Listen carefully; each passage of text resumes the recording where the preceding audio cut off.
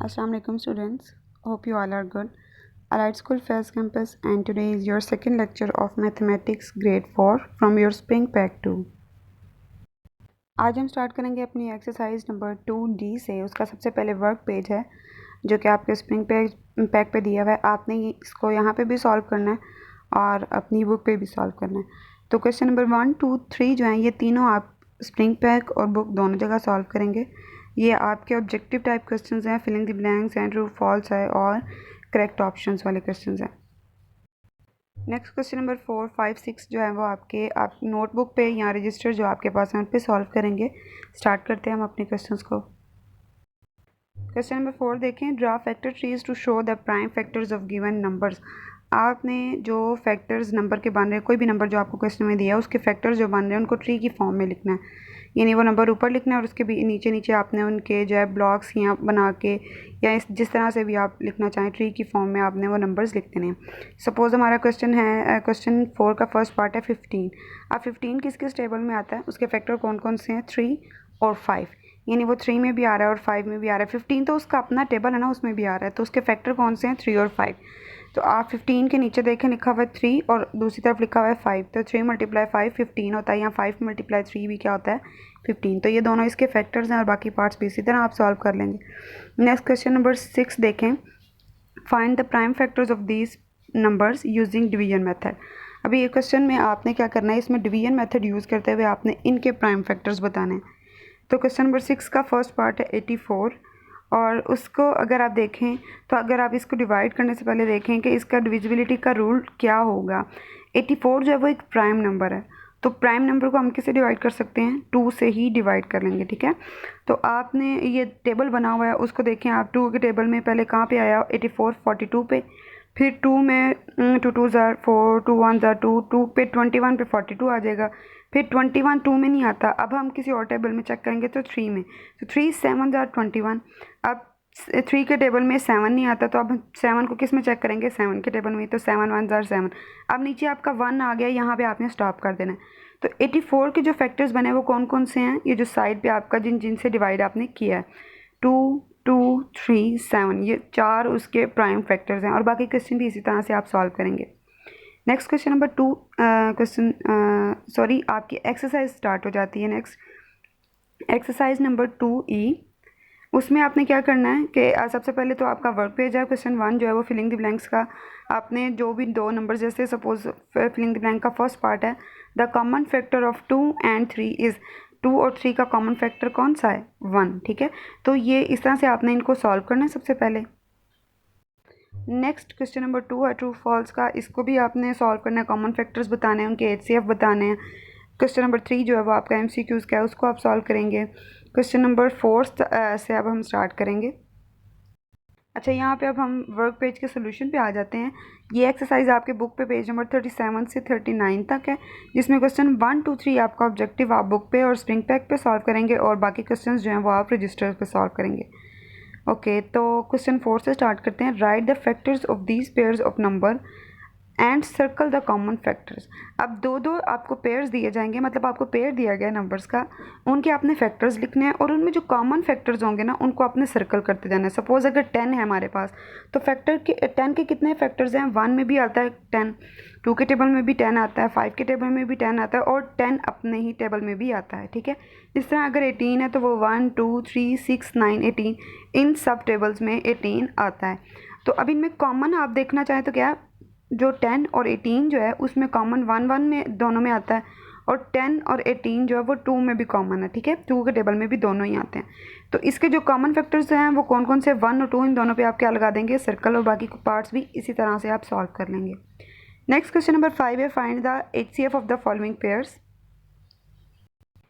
जैसे कि first part है क्वेश्चन 5 का 32 24, आपने इन दोनों के पहले तो फैक्टर्स निकालने हैं, फिर उनका आप HCF निकालेंगे।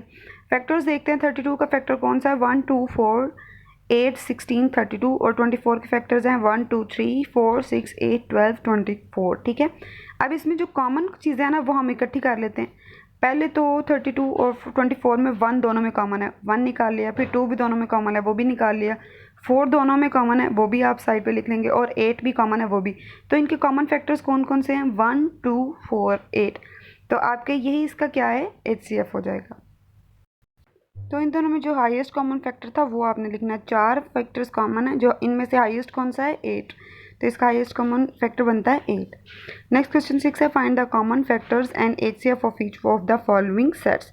आपने जो क्वेश्चन दिया है उसके पहले तो कॉमन फैक्टर्स निकालने हैं, फिर उनके HCF बताना है, ठीक है। क्वेश्चन हमारा 6 का फर्स्ट पार्ट है 9, 12 एंड 15। सबसे पहले तो फैक्टर्स ऑफ 9 लिखे, 9 के कौन कौन से फैक्टर हैं, फिर 12 के फैक्टर्स लिखे, फिर 15 के फैक्टर्स लिखे। अब इनके कॉमन फैक्टर निकाल लेते हैं। तीनों में से तीनों का एक कॉमन सबसे पहला फैक्टर क्या है, 1। फिर तीनों में जो 3 लिखा हुआ है वो भी उसका क्या है, कॉमन फैक्टर।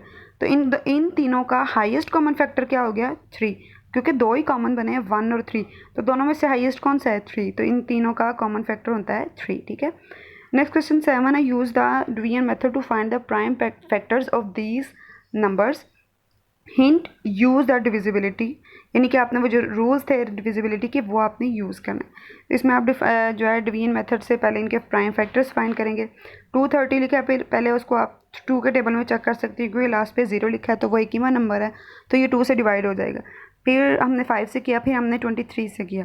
तो इसके जो प्राइम फैक्टर्स आ रहे हैं वो कौन कौन से हैं, 2, 5 और 23, ठीक है। इसी तरह से बाकी पार्ट्स आप सॉल्व करेंगे। नेक्स्ट क्वेश्चन नंबर 8 है, using the division method find the HCF of the following numbers. आपने इसमें भी डिवीजन मेथड यूज़ करना है और HCF फाइंड करना है, ठीक है। तो 12 और 20 लिखा हुआ है, आप क्या करेंगे, 12 छोटा नंबर है उसको आप बाहर लिखेंगे, 20 आपका बड़ा नंबर है उसको आप अंदर लिख देंगे, ठीक है। हाईएस्ट नंबर को आपने अंदर लिखना है। फिर 12 के टेबल में 1 पे 12 1 ज़ा 12 आप लिखेंगे, बाकी आपने माइनस किया तो 8 आ गया। अब 8 जो हमने माइनस करके रिमाइंडर निकाला है वो छोटा है, तो इसलिए हम क्या करेंगे, उसको बाहर ही रहने देंगे। जो 12 है ना बाहर लिखा हुआ, उसको अब आप अंदर लिख लेंगे, बड़े नंबर को। फिर 8 के टेबल में चेक करेंगे, देन इस तरह से आप सॉल्व करते जाएंगे तो आपका आंसर लास्ट पे क्या आ जाना चाहिए, 0। रिमाइंडर जब तक 0 नहीं आता तब तक आप सॉल्व करेंगे। अब जो लास्ट पे डिवाइड किया वो हमने 4 से डिवाइड किया तो वो रिमाइंडर 0 आया, इसलिए 4 आपका क्या है यहाँ पे बनता है, HCF। जिस नंबर से भी रिमाइंडर 0 आए उस नंबर को या उस डिवाइज़र को हम कहते हैं HCF। नेक्स्ट क्वेश्चन नंबर 9 है, circle the pairs that are co prime numbers. Co prime number कौन से थे, जो आपका अगर एक कॉमन फैक्टर्स आते हैं उसी को हम कहते हैं को प्राइम फैक्टर्स या को प्राइम नंबर्स। तो 4 और 8 को अगर आप देखें, जो आपका क्वेश्चन 9 का फर्स्ट पार्ट है, 4 के आप फैक्टर्स देखो, 1 2 2 4, और उसके बाद प्राइम फैक्टर्स ऑफ 8 कितने हैं, 1 2 4 8। अच्छा, 4 के जो प्राइम फैक्टर्स लिखे हैं वहाँ पे 2 2 दफ़ा लिखा हुआ है, तो आपने देखना उसे एक दफ़ा ही करना है, ठीक है। 1 2 4 है बस। तो इसमें कॉमन फैक्टर्स कौन कौन से हैं, 1 दोनों में है, 2 दोनों में और 4 दोनों में। तो जो 1 2 और 4 है वो इन दोनों नंबर्स का, यानी 4 और 8 जो हमारा क्वेश्चन था उसके क्या बनते हैं, को प्राइम नंबर्स बनते हैं। इसी तरह बाकी क्वेश्चन आप रजिस्टर पर सॉल्व करेंगे।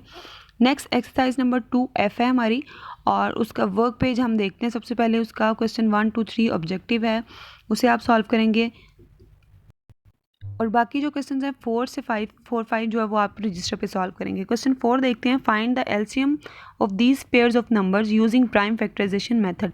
अच्छा, पिछली एक्सरसाइज में हम HCF फाइंड कर रहे थे, अब हम LCM फाइंड करेंगे। तो 18 और 24 जो है उसका आपने LCM फाइंड करना है। सबसे पहले तो हम 18 का LCM फाइंड करेंगे, ये आपको ब्लॉक में नज़र आ रहा है। इस तरह से आप फाइंड करेंगे कि 2 के टेबल में 9 पे 8 आता है, 18 आता है, फिर 3 3 ज़ार 9 आता है, और फिर 3 1 ज़ार 3 आ जाएगा। ये तो हो गए 18 के जो फैक्टर्स बन जाएंगे 2 3 3, ठीक है। फिर उसके बाद 24 का भी नेक्स्ट उन्होंने टेबल बनाया हुआ है, उसमें उन्होंने उसका एलसीएम फाइंड किया है, तो वो बनता है 2 2 2 3, ठीक है। तो दोनों के आपने देखो यहाँ पे फैक्टर्स लिखने हैं। फैक्टर्स ऑफ 18 कितने थे, 2 3 3, और 24 के कितने हैं, 2 2 2 3।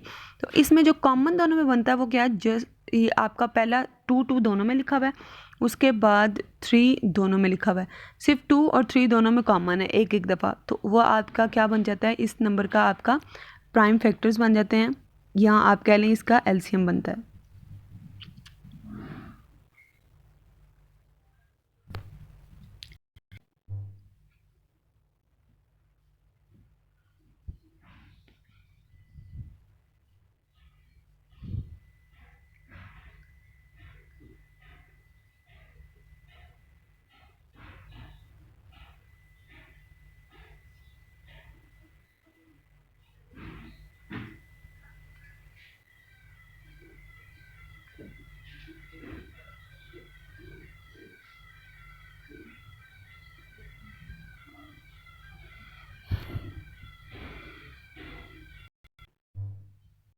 अच्छा, मैंने आपकी आसानी के लिए इस तरह से करके लिख दिया। अब देखें 18 और 24 के जो कॉमन फैक्टर्स थे वो हम लिख लेते हैं। तो 2 2 दोनों में था, वो भी मैंने सर्कल कर लिया। 3 3 दोनों में था, वो भी मैंने सर्कल कर लिया।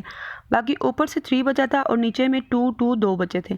तो ये जो सर्कल के बगैर मैंने लिखे हुए हैं ये आपके अनकॉमन फैक्टर्स हैं। तो एलसीएम के फॉर्मूले में पहले आपने कॉमन लिख लेना है, यानी 2 और 3, फिर मल्टीप्लाई जो 3 2 2 कॉमन है, अनकॉमन है वो लिखेंगे। इन सब को मल्टीप्लाई करें तो हमारा आंसर क्या आता है 72। तो आपका 72 ही इस क्वेश्चन का एलसीएम है। अच्छा, नेक्स्ट क्वेश्चन नंबर 5 है, उसमें भी आपने एलसीएम ही फाइंड करना है प्राइम फैक्टराइजेशन मेथड से, यानी इसी तरह से आपने जो फैक्टराइजेशन करनी है उनके कॉमन फैक्टर्स निकालने हैं, अनकॉमन निकालने हैं और उन्हें मल्टीप्लाई कर देना है, तो एलसीएम आ जाएगा। सेम जो है क्वेश्चन नंबर 4 वाला मेथड है क्वेश्चन 5 का, तो इसे आप खुद अटैम्प्ट करेंगे। ठीक है क्लास, अल्लाह हाफिज़।